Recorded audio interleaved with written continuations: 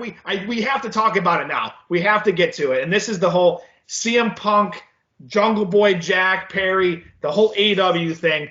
The thing I'm going to say before you get to it, because you made a great point, and I was thinking it before you said it on Twitter X today. I just can't wait for WWE to scoop up Jack Perry and make some money off of what AEW tried to do, because that whole publicity stunt, as our Ed, our great friend Ed was on with us for this past this episode, it was a publicity stunt. So for me, I thought it fell flat. I watched it live. You could see Tony Schiavone's face. I can't read the man's mind, but like Tony's face tells a story. To me, the best part of that segment was, and I said it on our social media, I retweeted it, FTR, their promo was way better than Young Bucks. The footage was useless. I thought the whole segment was useless, but FTR was good. And you're talking about Tony Schiavone's face, and let me tell you, he is the one guy that you do not want to see looking like that of all the people, because he was there in WCW in 2000 when things went off the rails. This was the stuff that kept him out of wrestling for 20 years, because when WCW went out of business, he couldn't wait to get away from that junk. He couldn't wait to get away from that crap. He's like, this was just, I got in this business because I love the business, and then it went this awful route, and I'm tired of it. It's ridiculous. It's stupid. And that's the kind of stuff. And it's not even just the video, but the Will Ospreay responding to the Triple H comments from WrestleMania, where Triple H didn't mention Will Ospreay by name, but Will Ospreay then responded, by talking about how Triple H is only in the position he's in. We've learned from Cody Rhodes that all bridges can be mended and all, things can be forgotten, as we saw at WrestleMania with Cody Rhodes winning the championship. So don't look at that as Will Ospreay will never be in WWE. CM Punk's also there as well. CM Punk is also in the mix. This whole thing, like AEW, to me, like it just reeks of like it's just yuck to me. I'm trying to explain it the best way I can. It's just yuck. It's just gross in a way, because it's like it's so cheesy and to me it's kind of childish the way they're going about business. I just yes, sure, you got me to watch a little extra AEW this week, but I have a bad taste in my mouth right now with AEW because of how they're handling things. I'm not going to sit there and watch it now consistently live. I'll watch it later, but I'm not going to watch it consistently live anymore, because to me, they're pushing stars that I don't think are stars. I'm over the whole, and we've talked about it. And you know what? Maybe we're in the minority on this, but I don't get the Willow Nightingale push. I don't get it. I don't think she's very good. I don't. I think she's a knockoff of a combination of her strength and power as a Nia Jax, and then she has this huggable, lovable personality of what Bayley was. I don't get it. I think she's an average competitor. I'm not trying to diss on her. I've seen other competitors, not only in AEW, but in WWE, that are more talented than she is, not get a single push. But for some reason, I don't know what it is in Tony Khan's mind, but they're pushing Willow Nightingale, for example, to the top, where I think she still has a lot of work to do. I don't think she's that strong on the microphone. I think her in-ring work is average. She doesn't, to me, she's not a star at this point. Can she be a star? Sure. I just feel like AEW, I think they're going in the wrong direction. And like Sasha Banks, now Mercedes Moné, and you got Will Ospreay, you got some great names. And obviously, the Okadas of the world. What AEW needs is, they don't need any more talent. They need someone to be a ringleader. They need direction. Here. They need direction. They need a general manager to, as we've talked many times, and I think a pretty recent episode of this about Tony Khan, needing someone to rein him in, right? And it's a bad look. And, I will say, right, with this, with WrestleMania having been so popular and WrestleMania having been so successful, I think this was the worst time to do that. My idea of going at the WWE is moving in silence, is moving and doing your business and moving in silence, because right now, after that WrestleMania, you are knocked out. What you need to do is you need to get, they always say about people, who make it places and make it in business and make it in the world. They move in silence, and not until they've equal, come close to being equal, do they try to land that knockout blow? Do they then try to go after him? That kind of thing. So move in silence. Get yourself some gravity. Get yourself some levity to this situation where you can start to move up slowly on the ladder. When maybe I would have been fine with this. Maybe if AEW was very close to WWE and they're looking for that knockout punch, they're looking for something to just give them the one step up the ladder to even things up.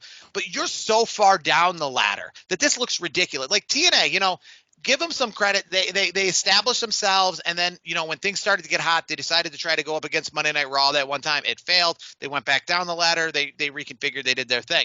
But that's what you have to do. After WrestleMania, AEW 2 years ago was pretty close. I mean, obviously they were competing more with NXT than just the main brand, but they were starting to get some traction. But after WrestleMania, I mean, if I was AEW, I might not even ran a show this week. I would have just been like, dude, we have to shut everything down and retool this, because they just landed like a knockout blow on us. You know what I'll say too, to that point, to all that is, like the fence is being mended type of stuff as well. Like, if you want to throw a curveball in there, with the way Eric Bischoff and Tony Khan have been on television or on Twitter and just different, they're kind of like back and forth, like just talking smack and everything. I would love to see that somehow they work it behind the scenes, and it's been a complete sham the entire time. And it's just been something they've been calculating and cooking up for so long to make some heat between the two. And then like you said, they need a GM. And then you hear, you hear some music, and then the name pops up, and it's Eric Bischoff. Like, that would be sick, where you get Eric Bischoff in AEW after everything that's happened with him and Tony Khan. You know what this reminded me like in sports, right? If you're down by, basketball game or football game, you're down by like 4 touchdowns, right? You're going to go out there. You're going to be as humble as can be. You're going to just work. And then when you get to the point where you score that game tying touchdown, that's when you celebrate. That's when you start to talk. That's when things get a little interesting. This is them doing a touchdown dance in the end zone, down 56 points. Like, what are you doing? You look foolish. This is them trying to them getting knocked down and being all bloody, and them just trying to like raise their fists in the air like they're trying to keep fighting.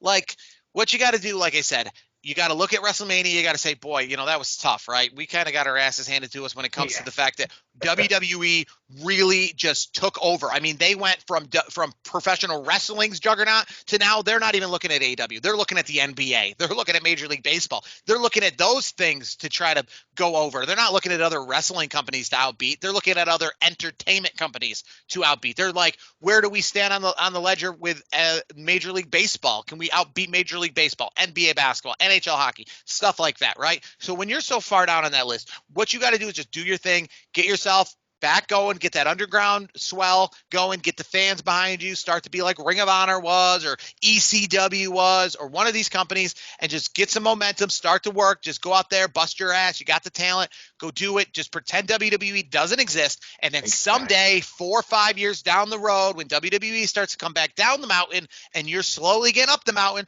boom, when you guys have even ratings on a Monday Night Raw, try to throw a jab at them and do something like that. But this is like WCW doing this on their dying days. Like, come on now. Like, when they did this in the Monday Night Wars, it was understandable because you're in the Monday Night War. Vince McMahon would have done something like this because he was in the middle of a war. Sure. Vince McMahon isn't doing this, or Triple H isn't doing this now because he's not in a war with AEW, right? And if WWE just had a week where they got 2,000 people in a crowd when the other company got 50,000 on back-to-back nights, like, I don't think he's going to take that moment to really do something. AEW is not even – they're not even in competition. Like, Triple H, he's probably sitting there in meetings like, yeah, Tony Khan's a billionaire and blah, blah, blah. But, like, man, he does not know what the hell he's doing when it comes to, like, running a really good wrestling promotion. I bet you Triple H says – they're like, and I'm not trying to speak for the man, but I can only assume that, like, in these boardrooms or in these meetings, they're probably all laughing, having a chuckle, like, oh, people really think AEW is a competitor? Like, come on. Like, WWE is in a whole different stratosphere, especially right now. I mean, Samoa Joe against Dustin Rhodes, Rhodes versus Samoa. Come on, like, that's supposed to be a coincidence? Like, I know. It's cheesy. It's cheesy, and the idea is that it doesn't set your product apart.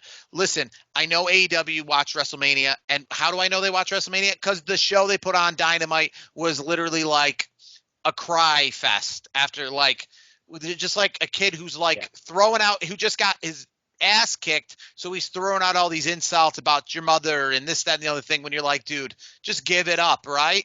This is not take your ass beaten and move on. You've got a kid, right? After the more your kid cries, right, the more they're not going to get what they want. 100%. Yeah. So sit over here not getting what you want and then crying, it just makes you look worse, right? If you get fired from a job, right, you're not going to look cool by going out and saying stupid stuff. You're just going to look like a clown. You got to go out quiet. You got to go out like, hey, I was going to quit anyways. It's okay. Hey, I don't worry about it. I'm not even interested why I was fired. And then go out, replot, replan, start fresh, see what you got to do, and come out with a bang.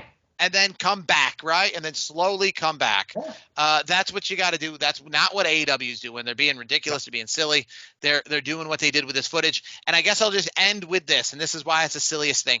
AEW puts on Dynamite this week and makes something, the talent that was most remembered this week on Dynamite is a WWE contracted employee, CM Punk. Well done, AEW. You did a great job. Congratulations. You should be helping. You put CM Punk on WWE's payroll. Yeah, a guy that you supposedly don't like, right? CM Punk, right? Yeah.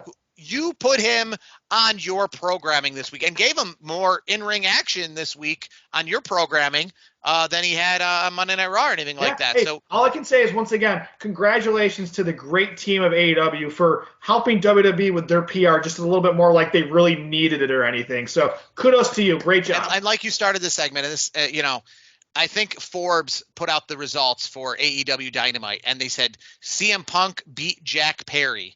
And it's that kind of nonsense of people are watching this who don't know wrestling and going, boy, I can't wait to see those guys wrestle. Oh, what do you mean they're not even one of them's not even an employee of the company? You're then what are you doing? Right. Stupid. And when they do wrestle, it'll be on WWE television. So you're just helping them out. Just make sure to loan WWE this footage so they can use it in their builds for SummerSlam between Jack Perry and CM Punk. That's all I'm saying. 100%. 100%. I couldn't